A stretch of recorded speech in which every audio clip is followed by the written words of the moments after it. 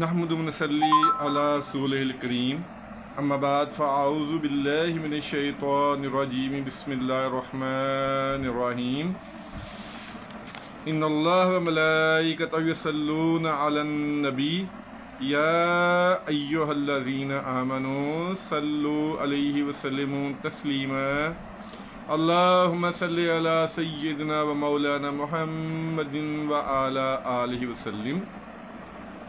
بسم اللہ الرحمن الرحیم. الرجال قوامون علی النساء. صدق اللہ العظیم. حدیث رسول صلی اللہ علیہ وسلم پہ آپ سب کو خوش آمدید. آج انشاءاللہ ہمیشہ کی طرح ایک بہت اہم موضوع ہے، اس پہ انشاءاللہ گفتگو ہوگی تفصیل کے ساتھ.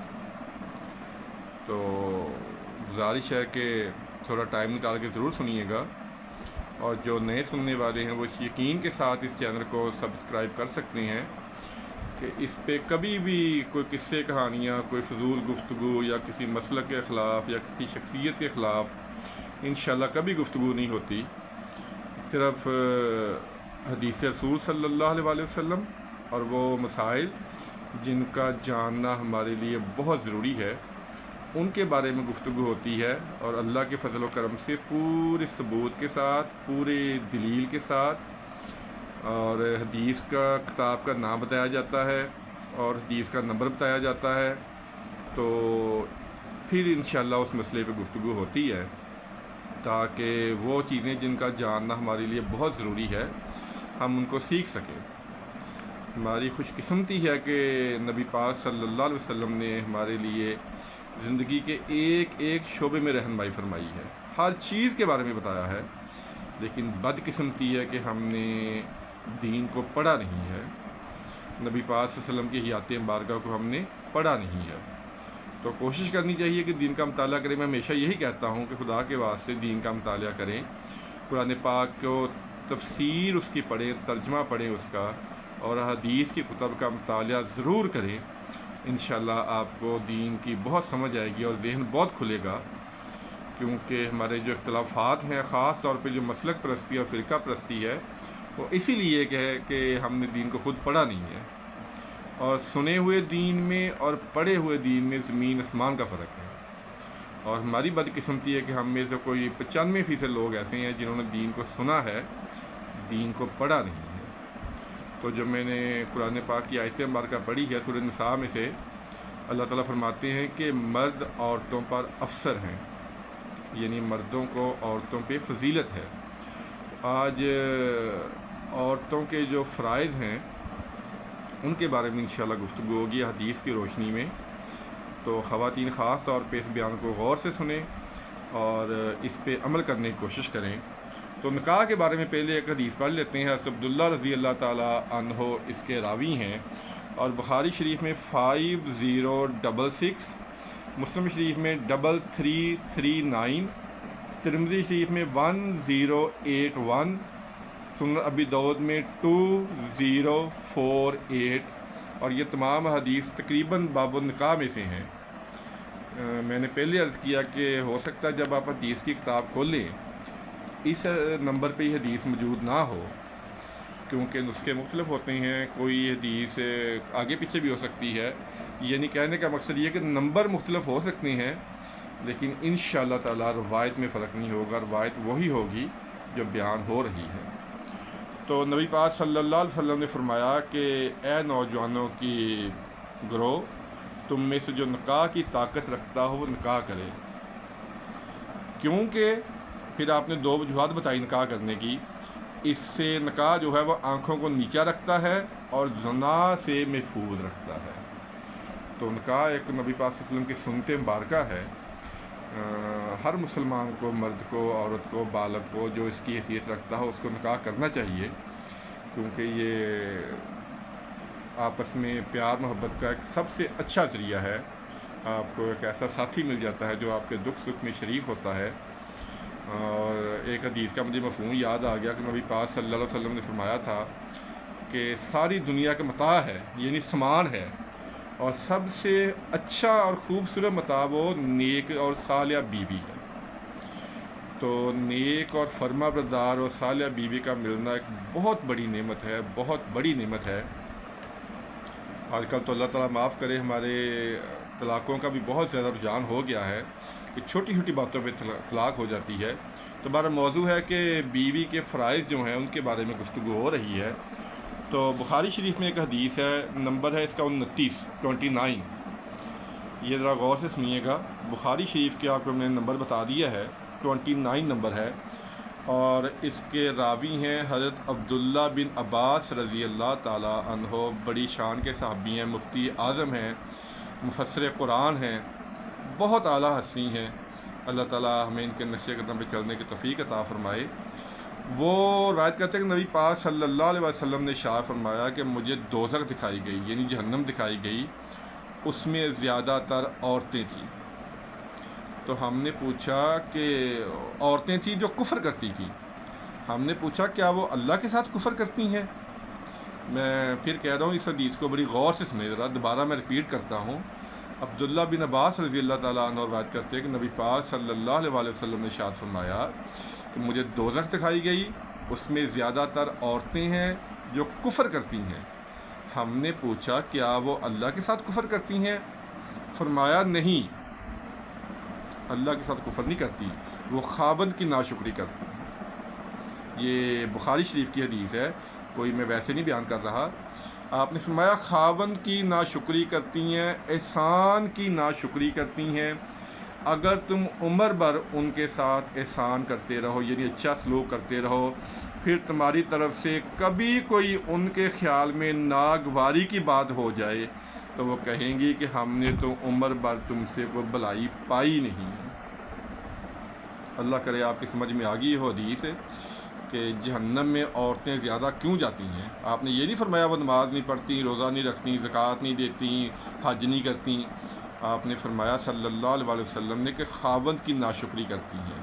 اور احسان کی ناشکری کیا ہے کہ آپ ساری عمر ان کا خیال رکھیے، ان کو کھانے پینے کا، ان کے کپڑے کا، یعنی جو بھی چیزیں ان کو مہیا کرتے رہیں، اور خدا نہ خواستہ اگر کبھی کوئی ایسا وقت آ جائے کہ آپ کوئی چیز نہ دے سکیں تو وہ کہے گی میں نے تو ساری عمر تنگی دیکھی ہے تیرے گھر میں نے تو ساری عمر دکھ اٹھائے ہیں۔ یہ احسان کی ناشکری ہے۔ تو خواتین ناراض نہ ہوں اس بیان سے، بلکہ اس کو غور سے سنیں، اس کو پازیٹیو طریقے سے لیں کہ خاوند کی جو عزت ہے اس کا کہا ماننا یہ عورت کے فرائض میں شامل ہے، یہ عورت کے فرائض میں شامل ہے۔ یہ آج کل کا دور غلط آ گیا ہے کہ عورتوں کو برابری کے حقوق دے۔ قرآن پاک نے حقوق دیے ہیں کہ مرد جو ہیں عورتوں پہ افسر ہیں، یہ قرآن پاک کی آیت کا ترجمہ ہے۔ تو ہم کون ہوتے ہیں کہ اپنی مرضی سے دین کی اصلاح کرتے پھریں اور اپنی مرضی سے فیصلے کرتے پھریں؟ مرد مرد ہے، عورت عورت ہے۔ اس لیے عورت کو اپنے خاوند کی عزت کرنی چاہیے، اس کی عزت کا خیال رکھنا چاہیے۔ وہ حدیث کا مجھے نمبر یاد نہیں، اس کا مفہوم مجھے یاد آ گیا ہے کہ آپ نے فرمایا تھا کہ بہترین عورت وہ جو اپنے خاوند کی غیر موجودگی میں اس کی عزت کی حفاظت کرتی ہے اور کسی ایسے شخص کو اپنے گھر نہیں آنے دیتی جسے اس کا شوہر پسند نہیں کرتا۔ اللہ اکبر۔ اور دوسری حدیث اسی طرح کی ہے کہ عبداللہ بن عمر رضی اللہ تعالیٰ عنہ، بڑی شان کے صحابی ہیں، مفتی اعظم ہیں اپنے وقت کے، عمر بن خطاب رضی اللہ تعالیٰ عنہ کے صاحبزادے ہیں۔ وہ بھی اسی قسم کی ایک حدیث بیان کرتے ہیں، ابن ماجہ میں 4003 نمبر پہ، مسلم شریف میں 79 نمبر پہ، ترمذی شریف میں 4679 نمبر پہ یہ حدیث انشاءاللہ تعالیٰ موجود ہوگی اللہ کے فضل و کرم سے۔ وہ بیان کرتے ہیں کہ نبی پاک صلی اللہ علیہ وآلہ وسلم نے ارشاد فرمایا کہ جہنم میں زیادہ تر عورتیں دیکھی میں نے۔ یہ کچھ الفاظ اسی حدیث کے ہیں، کچھ اس میں مختلف ہیں، اس لیے میں دوبارہ یہ حدیث بیان کر رہا ہوں کہ بہت سارے الفاظ مختلف ہیں کہ میں نے زیادہ جہنم میں عورتیں دیکھیں۔ کیوں دیکھی عورتیں زیادہ جہنم میں؟ وہ لعنت کرتی ہیں، شوہر کی ناشکری کرتی ہیں۔ اللہ اکبر۔ خواتین یہ بیان بڑے غور سے سنیں اور اپنے شوہر کی ناشکری سے اور اس کی حکم عدولی سے باز آ جائیں۔ نبی پاک صلی اللہ علیہ وسلم فرمایا کہ میں نے جہنم میں زیادہ عورتیں دیکھی ہیں۔ کیوں دیکھی ہیں؟ کہ لعنت اور ملامت کرتی ہیں، شوہر کی ناشکری کرتی ہیں، ناقص العقل ہیں اور ناقص الدین ہے، یعنی ان کی عقل میں اور ان کے دین میں کمی ہے، نقص ہے۔ اور پھر آپ نے فرمایا کہ میں نے عورت سے زیادہ کسی کو بھی مرد کی عقل کو مغلوب اور پسپا کرتے ہوئے نہیں دیکھا، یعنی عورت مرد کی عقل ہی خراب کر دیتی ہے، اس کا بیڑا گرک کر دیتی ہے ایسے ہیلے بہانے کر کے، تو وہ بیچارہ اس کے چکر میں پھر آ جاتا ہے۔ اللہ معاف کرے، میں کوئی غلط نہیں کہہ رہا، ساری خواتین ایسی نہیں ہیں، بہت ساری خواتین ایسی ہیں جو اپنی عورت کی بہت خاوند کی عزت کرتی ہیں، اس کا خیال رکھتی ہیں، لیکن کچھ ایسی ہیں کہ جو بلا وجہ خاوند کو تنگ کرتی ہیں۔ تو پھر ایک صحابیہ نے پوچھا کہ ہمارے دین میں کیا کمی ہے اور ہماری عقل میں کیا کمی ہے؟ آپ صلی اللہ علیہ وسلم نے فرمایا کہ عقل میں کمی یہ ہے کہ 2 عورتوں کی گواہی ایک مرد کے برابر ہے، اور دین میں کمی یہ ہے کہ کچھ دن ایسے آتے ہیں تم نہ نماز پڑھ سکتی ہو اور نہ روزے رکھ سکتی ہو۔ تو خواتین سے گزارش ہے، یہ بیان کرنے کا مقصد یہی ہے کہ آج کل دیکھنے میں یہ چیز آئی ہے کہ بیویاں اپنے شوہروں کا احترام نہیں کرتی، اپنے شوہروں کا کہا نہیں مانتی، ان کو بلا وجہ تنگ کرتی ہیں، بلا وجہ فرمائشیں کرتی ہیں، جس کی وجہ سے خاوند کو کبھی کبھی وہ کام کرنے پڑتے ہیں جو وہ نہیں کرنا چاہتا۔ تو اس چیز کا جو ہمیں خیال رکھنا چاہیے۔ اور ایک اور حدیث مبارکہ ہے، یہ حدیث ابن ماجہ میں 1853 نمبر پہ انشاءاللہ تعالی یہ حدیث موجود ہوگی، بہت پیاری حدیث ہے۔ عبداللہ بن اوفی رضی اللہ تعالی عنہ بیان کرتے ہیں کہ حضرت معاذ رضی اللہ تعالی عنہ شام گئے تھے، جب وہاں سے واپس آئے تو نبی پاک صلی اللہ علیہ وسلم کو سجدہ تحیہ کیا، یعنی احترامی سجدہ کیا۔ تو آپ صلی اللہ علیہ وسلم پوچھا معاذ یہ کیا ہے؟ انہوں نے فرمایا یا نبی اللہ صلی اللہ علیہ وسلم، جب میں شام گیا تو میں نے دیکھا کہ لوگ اپنے پادریوں اور سرداروں کو سجدہ کرتے ہیں، تو سب سے بڑی ہستی تو آپ ہیں، تو میری خواہش ہوئی کہ میں آپ کو سجدہ کروں۔ تو آپ نے کہا نہیں، اگر میں کسی کو سجدے کا حکم دیتا اللہ کے علاوہ، اگر میں کسی کو سجدے کا حکم دیتا تو عورت کو حکم دیتا کہ وہ اپنے مرد کو سجدہ کرے، یعنی اپنے خاوند کو سجدہ کرے، لیکن میں نے یہ حکم بھی نہیں دیا۔ یعنی اگر کسی کو حکم دیتے سجدے کا نبی پاک صلی اللہ علیہ وسلم، تو بیوی کو حکم دیتے کہ اپنے شوہر کو سجدہ کرے۔ قسم ہے اس ذات کی، پھر آپ نے فرمایا قسم ہے اس ذات کی جس کے قبضے میں محمد صلی اللہ علیہ وسلم کی جان ہے، عورت جب تک اپنے خاوند کا حق ادا نہ کرے اپنے رب کا حق بھی ادا نہیں کر سکتی، یعنی رب کو بھی راضی نہیں کر سکتی اگر اس کا شوہر اس سے ناراض ہے۔ اور پھر آپ نے فرمایا کہ جب شوہر اپنی ضرورت کے لیے یعنی جماع کے لیے بیوی کو بلائے تو فوراً آ جائے، چاہے وہ کجاوے پہ سواری کیوں نہ کر رہی ہو۔ یہ اب الفاظ میں حدیث کے بیان کر رہا ہوں، آپ کو میں نمبر بتا دیا ہے، ابن ماجہ میں 1853 نمبر، آپ خود بھی کھولیں کتاب اور پڑھیں، انشاءاللہ یہ حدیث یہاں پہ موجود ہوگی کہ خاوند کا اللہ نے اور اس کے نبی نے بڑا رتبہ رکھا ہے۔ بیوی کو اگر سجدے کا حکم اللہ تعالیٰ کسی کو نبی پاک صلی اللہ علیہ وسلم فرماتے تو بیوی کو حکم دیتے کہ اپنے خاوند کو سجدہ کرے۔ اور پھر آپ نے فرمایا کہ جب تک کوئی بیوی اپنے شوہر کا حق ادا نہیں کرتی، یعنی اس کی بات نہیں مانتی، اس کی عزت نہیں کرتی، اس کا کہا نہیں مانتی، وہ اپنے رب کا حق بھی ادا نہیں کر سکتی۔ تو اب اس سے زیادہ تو مجھے کوئی حدیث سمجھ نہیں آ رہی کہ جو سمجھانے کے لیے بیان کی جا سکے۔ عورتیں خواتین اس بیان سے ناراض نہ ہوں، بلکہ اس کو ایک پازیٹیو طریقے سے لیں۔ معاشرے میں یہ چیز دیکھنے آئی ہے کہ آج کی جو عورت ہے وہ اپنے خاوند کی عزت نہیں کرتی، اس کا کہا نہیں مانتی۔ اللہ تعالیٰ ہدایت دے ہمیں۔ ایک اور حدیث ہے، یہ ابو ہریرہ رضی اللہ تعالیٰ عنہ اس کے راوی ہیں، مجھے یہ تقریباً ہر کتاب میں حدیث موجود ہے، میں مسند احمد سے پڑھ رہا ہوں اس سفر، اس کا نمبر ہے 9669، یعنی 9669 مسند احمد میں، وہاں سے پڑھ رہا ہوں میں۔ ابو ہریرہ رضی اللہ تعالیٰ عنہ اس کے راوی ہیں، یہ بخاری میں بھی مسلم میں بھی ہر کتاب میں یہ حدیث انشاءاللہ موجود ہوگی کہ جب شوہر بیوی کو بستر پہ بلائے اپنی ضرورت کے لیے اپنی بیوی کو بستر پہ بلائے اور ناراضگی کی وجہ سے بیوی اپنے شوہر کا بستر چھوڑ کر دوسرے بستر پہ رات گزارے تو ساری رات فرشتے اس عورت پہ لعنت کرتے رہتے ہیں۔ یہ نکاح کا جو رشتہ ہے یہ اللہ نے پیار محبت کے لیے بنایا ہے، تو جب خاوند اپنی ضرورت کے لیے بیوی کو بلائے تو بیوی جس بھی حال میں ہو وہ اپنے شوہر کی آواز پہ لبیک کہے، اگر وہ نہیں کہے گی تو وہ لعنت کی مستحق ہوگی۔ یہ میں نے آپ کو نمبر بتا دیے ساتھ، آپ خود بھی اس حدیث کو پڑھیں تاکہ پتہ چلے کہ میں کوئی ہوا میں یہ باتیں نہیں کر رہا۔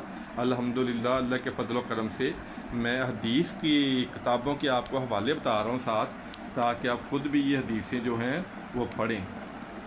ایک اور حدیث ہے بہت پیاری کہ جب کوئی عورت اپنے شوہر کو تنگ کرتی ہے، بلا وجہ جب کو تنگ کرتی ہے، یہ جو حدیث ہے یہ ترمذی شریف میں 1184 اور ابن ماجہ میں 2014 پہ انشاءاللہ تعالی یہ حدیث موجود ہوگی۔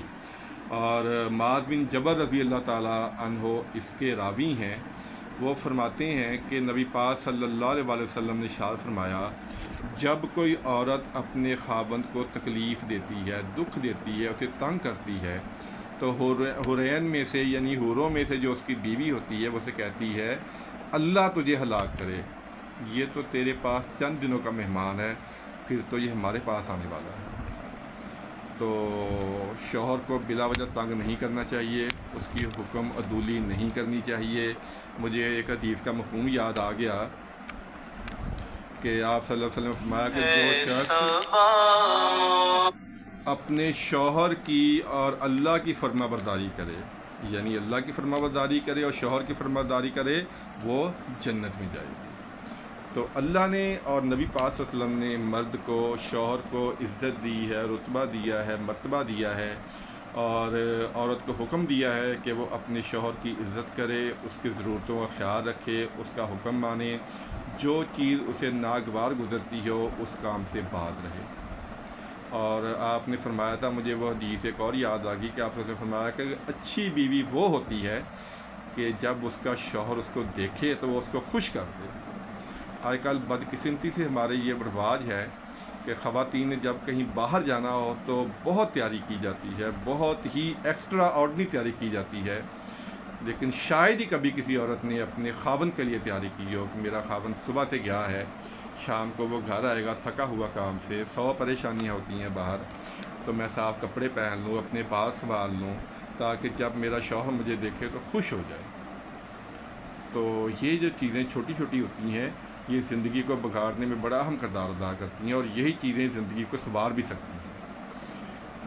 بیوی کو چاہیے کہ وہ شوہر کے آنے سے پہلے اپنے آپ کو صاف ستھرا کرے، اچھا لباس پہنے، خوشبو لگائے، اور جب شوہر آئے کام سے تھکا ہوا تو بیوی کو دیکھ کے خوش ہو جائے، اس کو اچھے طریقے سے ملے، اس کا خیال رکھے۔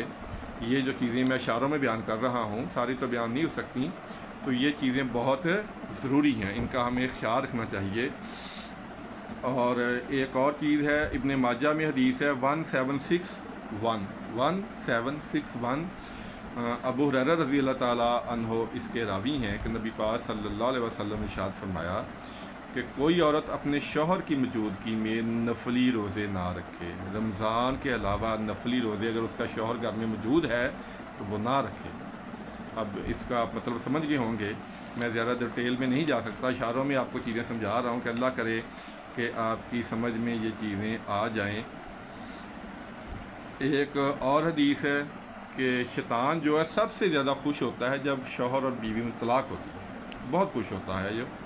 یہ حدیث موجود ہے مسند احمد میں 14430، انشاءاللہ یہ حدیث موجود ہوگی۔ حضرت جابر رضی اللہ تعالیٰ عنہ روایت کرتے ہیں کہ نبی پاک صلی اللہ علیہ وسلم نے ارشاد فرمایا کہ ابلیس پانی پر اپنا تخت بچھاتا ہے اور پھر اپنی فوج کو بھیجتا ہے کہ جاؤ جا کے بگاڑ پیدا کرو۔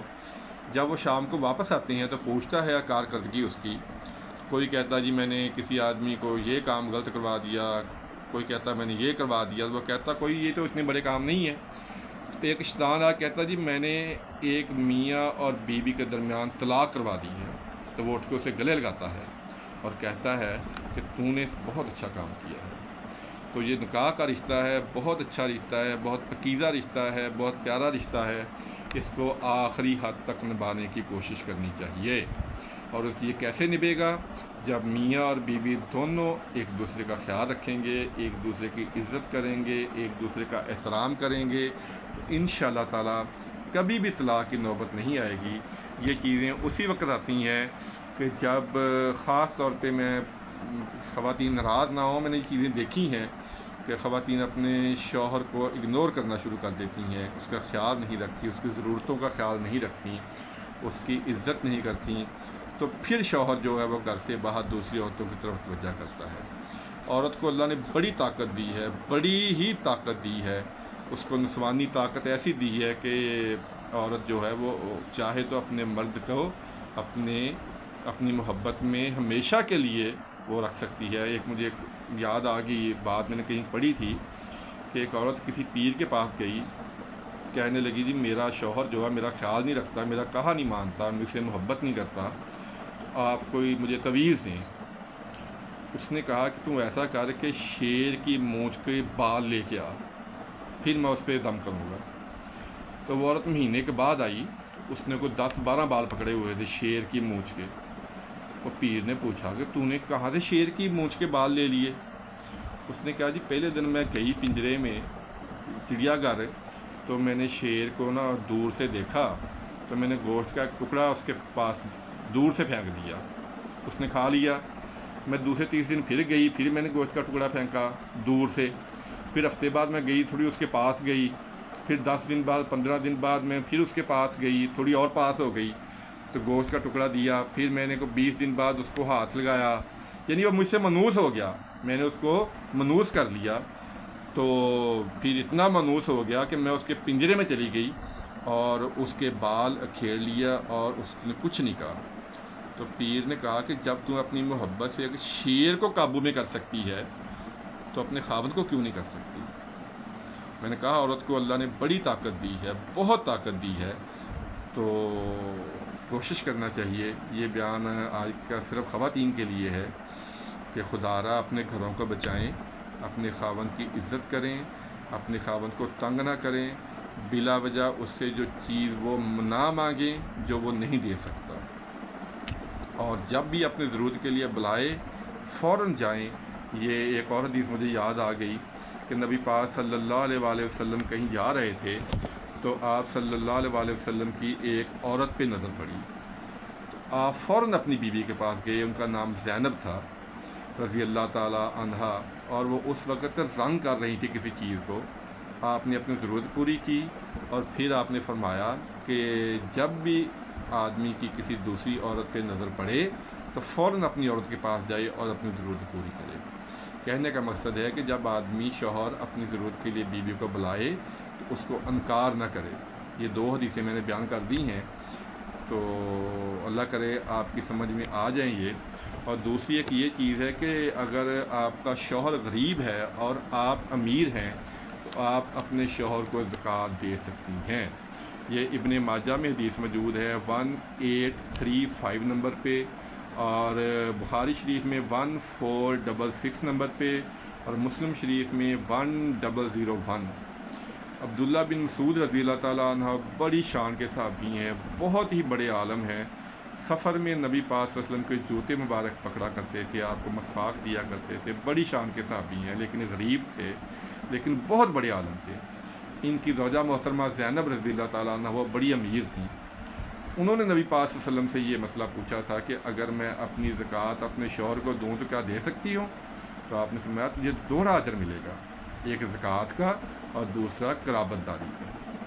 تو اگر بیوی مالدار ہے اور شوہر غریب ہے تو بیوی اپنی زکوٰۃ کے پیسے اپنے شوہر کو دے سکتی ہے۔ تو یہ تھوڑا سا بیان تھا خواتین کے بارے میں۔ خواتین ناراض نہ ہوں اس بات سے، اس کو پازیٹیو طریقے سے لیں اور اپنے شوہر کا ادب و احترام کریں انشاءاللہ. کبھی پھر مرد کے فرائض کے بارے میں بھی انشاءاللہ گفتگو ہوگی. وہی باتیں جو میں روز کہتا ہوں، خدا کے لیے نماز کی پابندی کریں، ہر حال میں نماز پڑھیں، کسی حال میں بھی نماز نہ چھوڑیں، اور دوسروں کا خیال رکھیں، کسی کو تنگ نہ کریں. اگر اللہ نے 4 پیسے دے دیے ہیں یا کوئی عہدہ دے دیا ہے تو دوسروں کے لیے آسانیاں پیدا کریں. اللہ تعالیٰ بھی آپ کے لیے آسانیاں پیدا کرے گا. اللہ تعالیٰ سے دعا ہے کہ جو کچھ سنا ہے پہلے مجھے اور پھر سب کو عمل کرنے کی توفیق عطا فرمائے، اور کوشش کیا کریں کہ جب بیان اچھا لگے تو آگے بھی سینڈ کر دیا کریں. ہو سکتا ہے کوئی عمل کر لے تو اس کا ثواب آپ کو بھی ملے گا. وہ حدیث میں بڑی دفعہ بیان کر چکا ہوں، بخاری شریف میں 3009 اور 2429 نمبر پہ، اور ابن سنن ابی داؤد میں 3661 نمبر پہ. لمبی حدیث ہے، خیبر والی حدیث ہے. اس کے آخر میں آپ نے حضرت علی سے فرمایا تھا کہ اے علی رضی اللہ تعالیٰ عنہ، اگر تمہاری رہنمائی سے ایک شخص بھی راہ ہدایت پہ آ گیا تو تمہارے لیے 100 سرخ اونٹ صدقہ کرنے سے بہتر ہے. تو ہم بھی لگے ہوئے ہیں اسی کوشش میں. اللہ کرے کوئی بیان سنے اور اپنی بری عادتوں سے باز آ جائے، کوئی نماز پڑھنا شروع کر دے، کوئی جھوٹ سے باز آ جائے، تو ہمارے کھاتے میں بھی کوئی نیکی آ جائے گی. اللہ تعالیٰ سے دعا ہے کہ اللہ تعالیٰ ہمیں علم کی، عمل کی، اس کی توفیق دے، اور علم جو دین کا ہے اس کو سیکھنے کی اور سکھانے کی توفیق عطا فرمائے. آمین ثم آمین. السلام علیکم ورحمۃ اللہ وبرکاتہ.